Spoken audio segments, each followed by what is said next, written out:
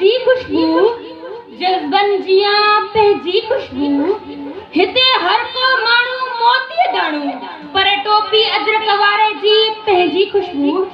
प्यारा दोस्तों, जीअं त तव्हां सभिनी खे ख़बर आहे त अॼु असांजी धरती ते सिंधी सकाफ़त जो ॾियारो मल्हायो पियो वञे ऐं उनखे मल्हाइण लाइ असीं सभु हिते गॾु थिया आहियूं। मां तव्हांखे ॿुधाईंदी हलां त असांजी सिंध क़दीम आहे ऐं उनजी क़दामीअ जो सबूत इंडस सिविलाइज़ेशन मुंहं जे दड़े जे आसारनि खां मिले थी पर हिन सकाफ़त खां बि मिले थी। छो त कंहिं बि क़ौम जी क़दामीअ जो सबूत उनजी सकाफ़त खे मल्हाईंदे ई महसूस कयो वेंदो आहे।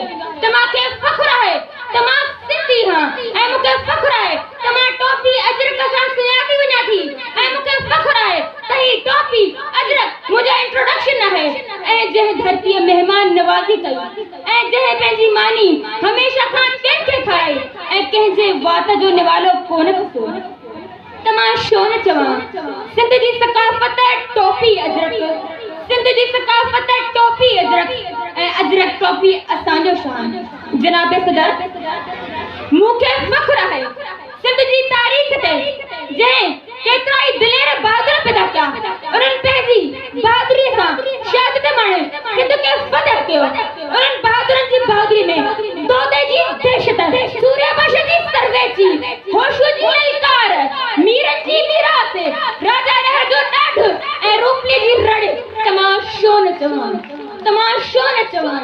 सिंध जी सकाफ़त टोपी अजरक असांजो शान। जनाब सदर, मूंखे फ़ख्रु आहे सिंध जी सूह ते जंहिं केतिरा ई कराची खां वठी ॼामशोर ताईं, कारोंझर खां कश्मीर ताईं, कीचड़ खां मंचर ताईं, सचल खां लतीफ़ ताईं, थर खां बंबोर ताईं, मुंहं जे दड़े खां सखर ताईं, जंहिंजी सूह ॿियनि इलाइक़नि में ॻाइजे थी, जंहिंजी सकाफ़त आंधी में जोत जगाए खाक खे सोन बनाए उभरी आहे त मां छो न चवां सिंध जी सकाफ़त टोपी अजरक टोपी असांजो शान। जनाब सदर, अजरक न सिर्फ़ पंहिंजी सिंध वासियुनि जी सुञाण बल्कि मुंहिंजे मारूड़नि जी अंदाज़ पिणु आहे। टोपी न सिर्फ़ सिंधी हुजण जी सुञाण बल्कि मस्जिद जे महराब वांगुरु अमन ऐं सलामती जी जोत जलाए थी ऐं दुश्मन क़ौम खे अमन ऐं सुकून जो दर्स बि ॾिनो। त मां छो न चवां सिंध जी सकाफ़त टोपी अजरक ऐं अजरक टोपी असांजो शान। जनाब सदर, सिंध उहा धरती आहे जंहिं अणगणायल सूफ़ी, बहादुर, दरवेश, लोक फ़क़ीर सुगड़ सदाबाया ऐं समझदाया। जनाब सदर, सिंधी ज़बान छा त मिठी ज़बान आहे जंहिंजे लाइ छा त शाह अल्फ़ाज़ चया आहिनि, साईं सदाईं करीमत सिंध सुकार, साईं सदाईं करीमत सिंध सुकार, दोस्त मिठा दिलदार आलम सबा बातई।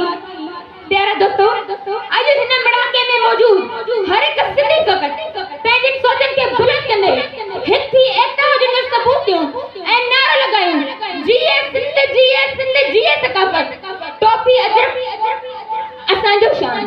जनाब सदर, आख़िर में कुछ अल्फाज़ पढ़ी पंहिंजी जॻह वठंदसि। रूह में आहिनि धमालूं देस जूं, थक पंहिंजा ई अञा लहंदा किथे।